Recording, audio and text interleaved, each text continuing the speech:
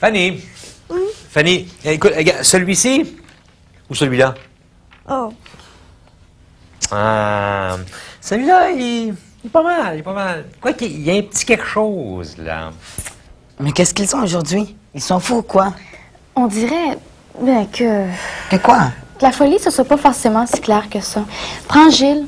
Gilles? Oui, le héros de Walt Button dans Quand j'avais 5 ans, je m'ai tué. On sait jamais s'il est fou pour de vrai ou si c'est l'interprétation des adultes qui nous fait penser que c'est un fou. Mais moi, par exemple, ce que j'ai aimé le plus dans ce livre-là, c'est tout au long du livre, je me demandais, mais pourquoi on dit qu'il est fou? Et ça, c'est juste à la fin. Alors, il y avait toujours, en dedans de moi, l'intérêt à vouloir savoir qu'est-ce qui va se passer ensuite. Puis, c'est vraiment une très belle histoire. Puis, je pourrais même dire que c'est une belle histoire d'amour, même si ça se passe avec un jeune garçon. Moi, ma cote, ben, c'est super.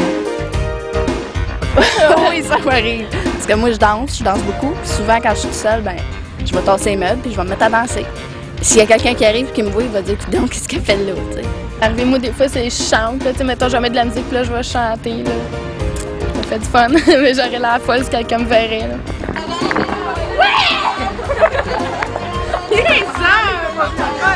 Pouvoir se déchaîner sans être gêné, puis faire qu'est-ce qu'on veut. Ben, je sais pas, tu sais, niaiser, là, ben, niaiser avec le monde, tu sais, avoir du fun. Avoir du fun. Triper. Les gars sont dans la classe sont plutôt plus énervés que les filles, là, généralement. Là.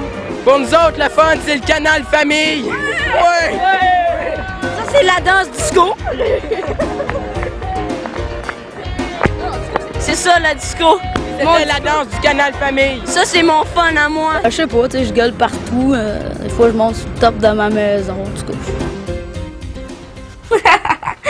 T'es sur la bonne voie, Vincent. Hein, tu crois? Non, mais tu crois vraiment, oui? Je viens de lire quelque chose qui m'a fait penser à toi. Ah, puis c'est ce qui t'a fait rire, je suppose? Comment as-tu deviné? Mais... Écoute, comme tu me dis si souvent, y a-t-il plus heureux que cette espèce d'homme qu'on appelle vulgairement bouffon, sot, innocent, les plus beaux noms à mon avis? Ils ne sont pas terrifiés par des histoires de revenants.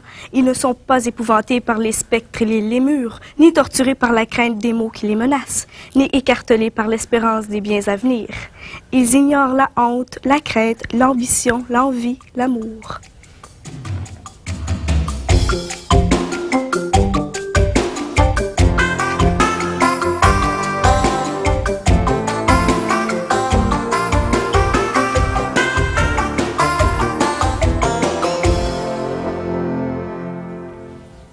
Ajoutez-y Que non seulement ils ne font que jubiler, s'amuser, chantonner et rire, mais que de plus ils apportent à tous, partout où ils vont, le plaisir, la joie, l'amusement et le rire. Comme si la bienveillance des dieux les avait destinés à égayer la tristesse de la vie humaine. Alors, tu connais? Ben, Erasmus Desiderius Roterodamus. Erasme qui, si je comprends bien, t'embauche tout un coin. Ce que j'aurais jamais cru possible de la part d'un philosophe du 15e siècle. C'est que... Défends-toi pas! Vois-tu, ce qui le rend éternel, c'est qu'il a su mettre le doigt sur ce qui rend l'homme parfois si ridicule. Juste, et tu sais une chose? Et c'est pour ça qu'il m'a tellement fait penser à toi. Ah oui.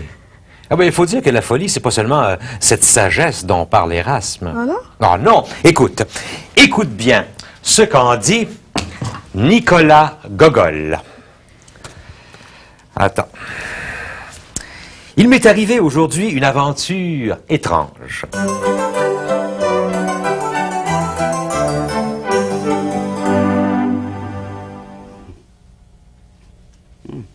Il est beau, n'est-ce pas?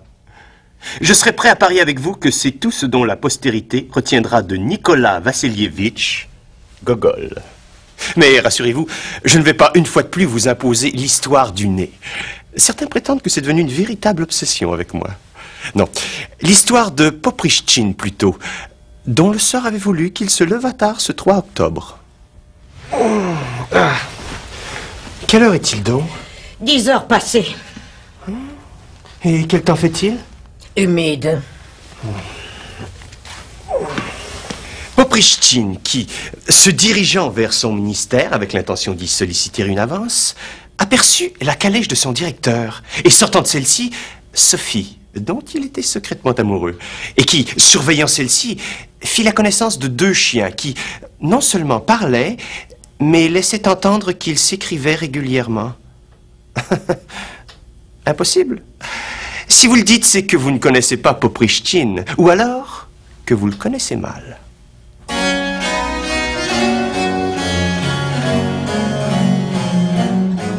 Je veux bien qu'on supprime ma paix si, de ma vie, j'ai entendu dire qu'un chien pouvait écrire. Mais j'avoue que depuis quelque temps, il m'arrive parfois d'entendre et de voir des choses que personne n'a jamais vues ni entendues.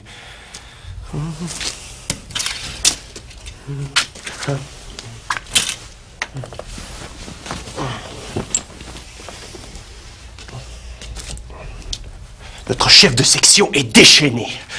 Quand je suis arrivé au ministère, il m'a fait appeler. Dis-moi, je te prie, ce que tu fais. Comment cela? Je ne fais rien. Allons, réfléchis bien. Tu as passé la quarantaine, n'est-ce pas? Il serait temps de rassembler tes esprits. Crois-tu que je ne suis pas au courant de toutes tes gamineries? Certains jours, tu fais un tel gâchis que le diable lui-même n'y retrouverait pas son bien. Et voilà que maintenant, tu tournes autour de Sophie, la fille du directeur. Mais regarde-toi. Songe une minute à ce que tu es. 1-0, rien de plus. Regarde-toi un peu dans la glace. Tu ne manques pas de prétention. Que pense donc Sophie? Voilà ce que je désirais apprendre. Il faut intercepter la correspondance qu'entretiennent les cabots. J'apprendrai sûrement quelque chose.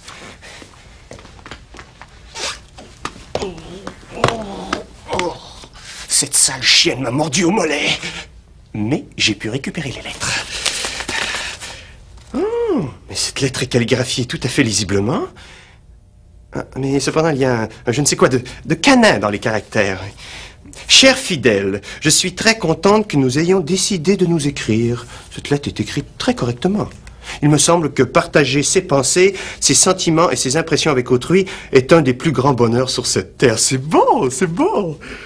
Ah, mais cela ne me dit toujours pas ce que pense Sophie. Qu'est-ce que c'est que ça? Si tu voyais cet avorton, qui cela peut-il bien être? Il a un nom de famille très bizarre. Ses cheveux ressemblent à du foin. On dirait que c'est à moi que ce vilain chien fait allusion. Sophie ne peut se retenir de rire quand elle le regarde. Maudit cabot!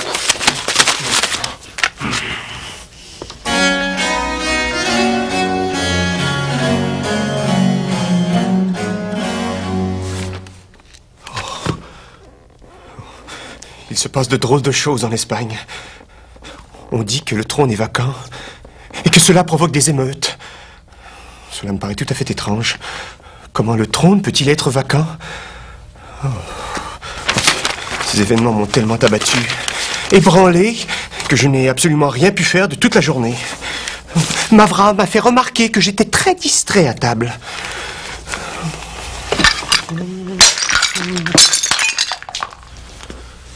Après le dîner, je suis allé me promener aux montagnes russes, mais je n'y ai rien trouvé d'instructif.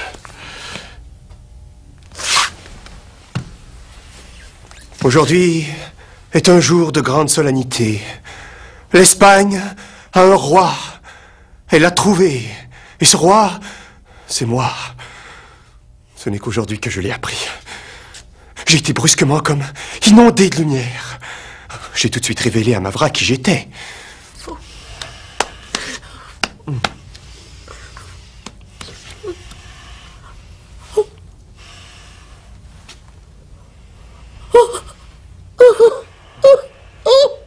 Je lui ai bien dit que je ne lui gardais pas la moindre rancune d'avoir quelquefois mal ciré mes bottes, mais elle a pris peur. Oh, ces gens sont ignorants. On ne peut pas les entretenir de sujets élevés.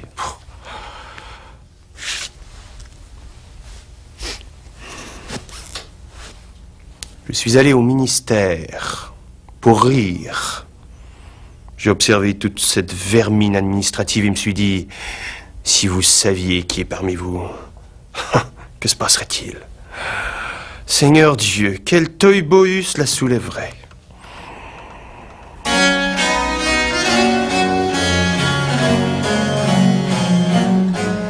Voilà, je suis en Espagne. Cela s'est passé si rapidement que j'ai à peine eu le temps de m'y reconnaître. curieux pays. Quand nous sommes entrés dans la première pièce, j'ai aperçu une foule d'hommes à la tête rasée. Mais ce qui m'a paru le plus bizarre, c'est la conduite du chancelier d'Empire. Reste là! Et si tu racontes que tu es le roi Ferdinand, je te ferai passer cette envie! Mais toi, non! J'ai failli pousser un cri, mais je me suis dominé, me rappelant que c'était un rite de la chevalerie lors de l'entrée en charge d'un haut dignitaire. Et en Espagne, ils observent encore les coutumes de la chevalerie. Resté seul, j'ai voulu m'occuper des affaires de l'État. Et j'ai été profondément affligé d'un événement qui doit se produire demain. Demain, à 7 heures, s'accomplira un étrange phénomène. La Terre s'assiera sur la Lune.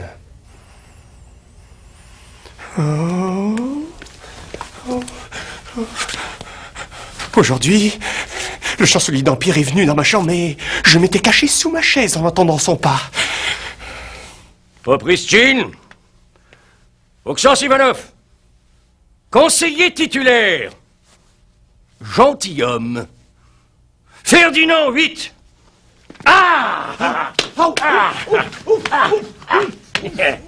Non, je n'ai plus la force d'endurer cela.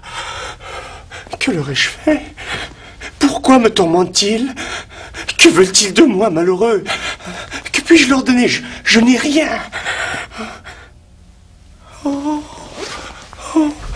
Maman, sauve ton malheureux fils. Regarde comment on le tourmente.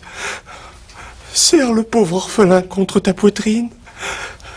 Il n'a pas sa place sur la terre. On le pourchasse.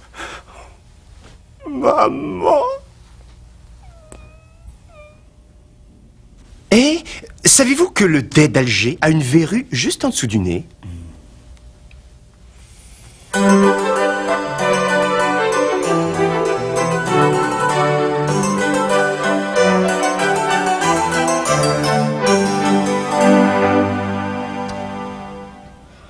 Bon, c'est décidé. Qu'est-ce qui est décidé? Voilà. Ah, c'est bien ce que je pensais, c'est tout simplement parfait. Ah oui? Non, plus tard, Vincent, plus tard. La petite histoire de... Ah bah oui, c'est vrai. Tiens. Nicolas Vassilievitch Gogol naît le 1er avril 1809 à Sorochintsy, en Ukraine, alors partie de l'Empire russe. Il fait ses études au collège de Poltava, près de la résidence familiale de Vassilievska. Un univers paisible, endormi, que la mort du père en 1825 fait pourtant voler en éclats. Le jeune Gogol fait une entrée remarquée en littérature, grâce notamment à l'appui du grand Pouchkine. Il publie Les Soirées du Hameau en 1831, puis Récits de Pétersbourg, dont est extrait Le Journal d'un fou en 1835. Le succès le laisse insatisfait, angoissé, tout comme celui du Révisor un an plus tard. Gogol fuit, on ne sait trop quoi. Il n'est si bien à Moscou et à Saint-Pétersbourg que lorsqu'il est à Rome, à Venise ou à Salzbourg. Il meurt, d'angoisse peut-être, en 1852, à 43 ans, et sans achever son chef-d'œuvre, Les âmes mortes. Créateur, après Pouchkine, mais avant Tolstoï et Dostoïevski, d'une littérature russe qui donne en moins d'un siècle certaines des plus grandes œuvres de l'histoire.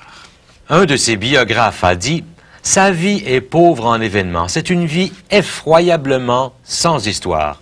Rien d'intéressant à raconter, il fut fonctionnaire, il fut écrivain, il a passé sa vie à se soigner sans savoir de quoi ni pourquoi. Mais, écrivain, il nous a laissé de quoi rire, rêver et pleurer. »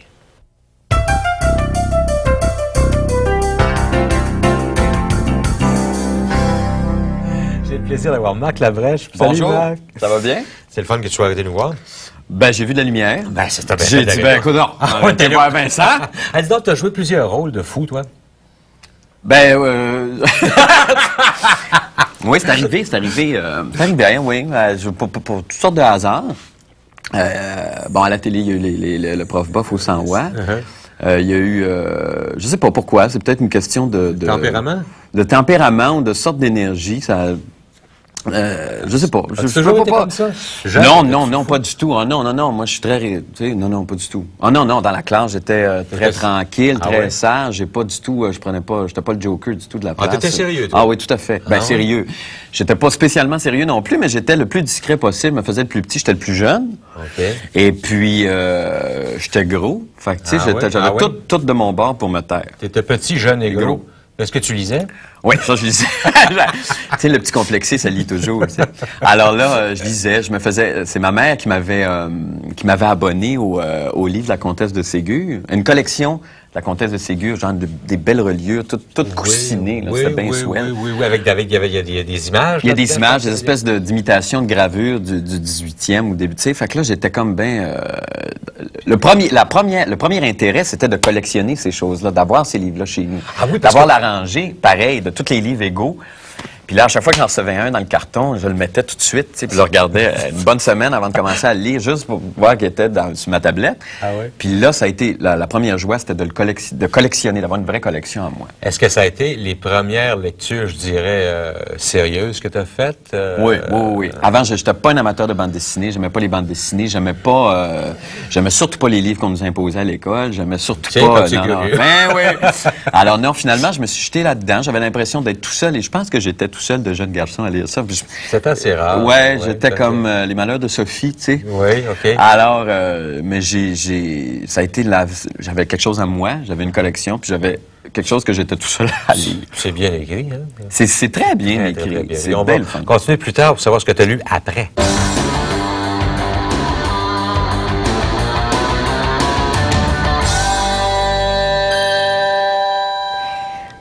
Qu'est-ce qu'est la folie pour vous? C'est un acte qu'on fait sans penser, un acte non prémédité. Toi, Karine? Moi, je pense que c'est très vaste. C'est pas concret, c'est bien relatif. Il y a plusieurs folies. Ouais. Puis chacun son tour, on est fou un peu. Je pense que je suis un peu folle drôle. Ouais. Jean-Paul, t'as lu L'Histoire de loi? De Michel-Marc Bouchard. Cette histoire-ci nous fait comprendre la dualité qu'à être un enfant humilié et battu. L'enfant en question, c'est Maurice. Il se fait battre régulièrement par son père, qui le bat d'une façon sauvage. Et puis, petit à petit, il va apprendre comment être violent. Et puis, il va le montrer à son ami Loi Blanche, qui connaîtra un sort terrible. Et puis, ce que j'ai aimé dans cette histoire-là aussi, c'est plutôt un résumé d'une pièce de théâtre. Donc, on a des petits commentaires, entre parenthèses, comme quelque chose que les acteurs doivent penser, dire ou faire. Comme une mise en scène. Hein? C'est ça. Ta cote? C'est bien. Karine? Moi, j'ai lu Signé Écart de Paul Zindel. Alors, en gros, c'est l'histoire d'un garçon de 15 ans qui se prend pour un dieu. Il pense sauver le monde, la terre. Puis, il écrit des lettres à son école pour dire pour aviser les jeunes que c'est lui qui va il va aider les jeunes. Puis, il est là pour... il se prend pour un dieu, quoi. Il casse le nom d'un dieu pour lequel il se prend. Alors, c'est vraiment assez bon. Ça semble un peu tiré par les cheveux, mais c'est une très bonne histoire. Moi, je l'ai lu comme ça. Donc, ta cote? Super. Bon, ben, c'est super. Si je connais des fous? Non, pas vraiment. Non. Moi non plus, j'en connais pas des fous. Ben, c'est sûr, dans les cours, il y en a, qui sont fous, là, mais tu sais, pas fous à tout casser, là, tu sais. Ah, j'en connais, mon voisin. Un vrai fou, au volant. Après ça, ben, il y a les fous de Montréal là, qui ont tous dévalisé. Moi, je trouve ça chien pas mal parce que moi, tu sais, je joue du drum, de la musique, tout. Puis je sais que, tu sais, j'ai super gros travaillé pour ramasser le cash pour avoir un drum. Puis il y en a qui sont rentrés au Archambault puis qui ont tout vidé. Puis moi, j'ai trouvé ça bien chiant. Parce que, tu sais, il y en a qui travaillent pour avoir quelque chose, d'autres arrivent, cassent tout, ils rentrent, puis prennent qu'est-ce qu'ils veulent, puis ils s'en sortent. Je trouve ça chiant. J'ai un voisin qui est comme ça. Il a à peu près 27 ans, mais pour lui, dans sa tête, on lui demande quel âge, là, ben, j'ai 7 ans qu'il dit.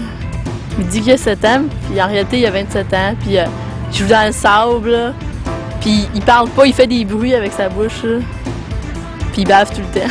Je connais une vraie folle, ma cousine, c'est parce que ma cousine elle est pas folle automatiquement, mais je veux dire qu'elle a manqué d'oxygène, fait que là, quand elle parle, tu sais, elle dit des conneries, là, tu sais, des fois, ça tient pas debout qu'est-ce qu'elle dit. Jean-Paul, t'as lu Le langage des poissons rouges. Oui. Spécial. Oui. Ben, en effet, c'est très spécial parce que on nous montre l'associativité qu'il y a entre l'aîné et la cadette d'une famille. La cadette se prend souvent pour la plus flyée des autres. Puis la cadette, l'aînée, c'est plutôt la correcte. Et puis dans ce cas-ci, c'est Carrie, qui est la plus jeune. Elle veut tout le temps faire ce que sa mère ne veut pas qu'elle fasse. Donc, elle va faire des trucs, disons, insensés. Puis sa sœur Moira va la faire revenir sur le droit chemin. Par contre, Moira, elle est déjà dans l'adolescence, mais Carrie, elle commence. Elle aime pas les changements, donc elle semble un petit peu perdue. C'est un peu comme la crise d'adolescence. C'est ça, c'est exactement ça le livre. Et puis, Moira devra l'aider à apprendre à être une adolescente correcte. J'ai aimé le livre parce que on peut se trouver dans le livre, on peut se dire oh, moi j'étais comme Carrie quand j'étais plus jeune ou comme je vais être comme Moira plus vieux. On s'identifie beaucoup. C'est ça. Ta cote? Super. Super. Karine? Moi, j'ai lu Écus de Peter Schiffer. Alors, c'est une pièce de théâtre en partant. Alors, le livre est une pièce de théâtre. Puis, c'est assez spécial comme histoire parce que, bon, c'est un jeune garçon, Alan, de 17 ans, qui a tué, pas tué, mais a crevé les yeux de 6 chevaux. Alors, il est suivi par un psychiatre, puis c'est toujours les deux ensemble, souvent, où se passe l'action. Les consultations. Oui, c'est ça. Puis on essaie de comprendre pourquoi il a fait ça. Puis je pense qu'il y a eu une grosse recherche pour ce livre-là, quand même, parce que c'est très... c'est songé. C'est songé. C'est très, très bon. Ta cote est songée? Est songée? Ben, super. Super, c'est bien. Pas merci compliqué. beaucoup.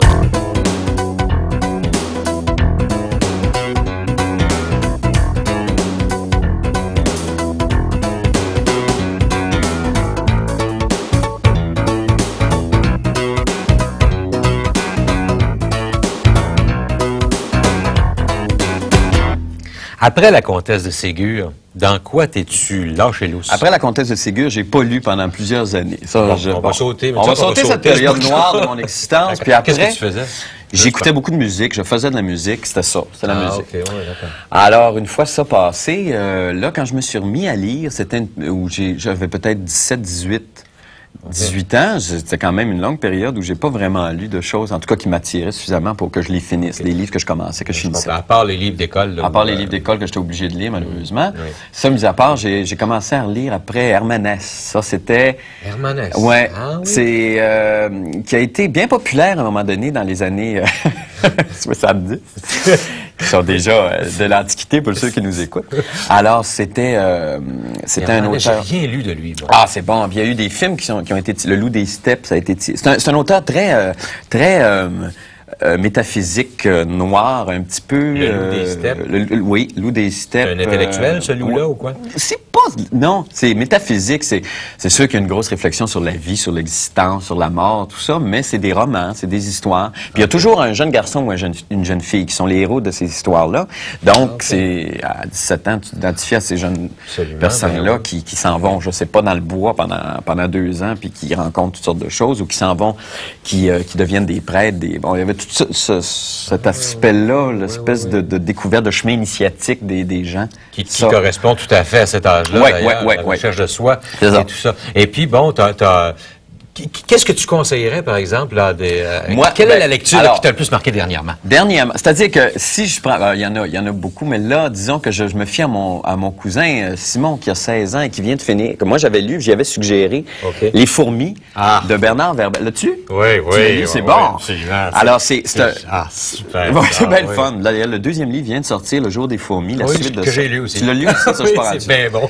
C'est bien bon. C'est un gars qui a d'abord étudié les fourmis, lui, Bernard Werber, pendant 15 ans, je pense, et qui je sais pas si c'est un entomologiste, je sais pas si c'est le titre, en tout cas. Un entomologiste. Et donc, à partir... Ouais, qui a écrit un vrai roman. Ils vont le lire. Ben, en tout cas, mon cousin, il y a 16 ans, il est parti là-dedans, là, il n'a pas été capable d'arrêter, comme nous autres. Tu viendras nous parler de la suite. Avec plaisir. Semaine prochaine.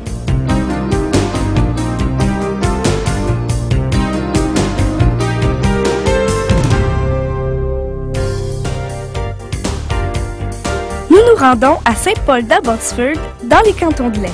Interviewer celui qui a su si bien décrire les petites folies des hommes et des femmes, Guy Fournier. Il est écrivain et auteur du célèbre téléroman « Jamais deux sans toi ». Je lui demande où puise-t-il son inspiration. Quand tu veux coucher avec une fille, tu commences par l'inviter au restaurant. Et quand tu veux terminer une idylle avec ta femme ou avec ta blonde, c'est encore une fois au restaurant où tu l'amènes. Donc, pour moi, le restaurant, c'est un lieu privilégié si tu veux observer la nature humaine, entre guillemets, là, des couples. Guy Fournier a des théories très singulières sur les femmes, la fidélité, la vie de couple. Ces sujets l'inspirent beaucoup. La vie à deux est beaucoup plus facile pour la femme puisqu'elle y survit beaucoup plus allègrement que l'homme. Et si tu remarques, à peu près, il n'y a que 2 sortes d'hommes qui vivent vieux quand tu y passes sérieusement. Il y a les célibataires, donc les papes, les évêques, les missionnaires, en général, ils vivent très vieux, tu comprends? Puis, tu as des gens qui changent de femme souvent. Tu sais, pense à Charlie Chaplin, pense à Picasso. Tous les gens qui ont changé de femme souvent, généralement, vivent vieux. Et ceux qui n'en ont pas du tout. Écoute, psychiatres et sociologues auront beau tourner la question sous tous les angles, ils n'arriveront jamais à résoudre le problème du couple pour la simple raison que l'homme et la femme ne sont pas faits pour vivre ensemble. Et que pensez-vous de notre thème de cette semaine, la folie? Pour moi, la plupart du temps, quand on dit de quelqu'un, c'est un maudit fou, ou c'est une maudite folle, c'est généralement les gens que tu as le goût de connaître, puis les gens qui vont apporter quelque chose à la société. Je pense que t'es mieux de vivre avec une folle ou une femme est mieux de vivre avec un fou, même si elle ne vit pas longtemps. Avec, au moins, ces années-là, elle va s'en souvenir. Tu comprends? Tandis que si elle vit avec quelqu'un qui est évidemment raisonnable, elle risque de trouver le temps bien long.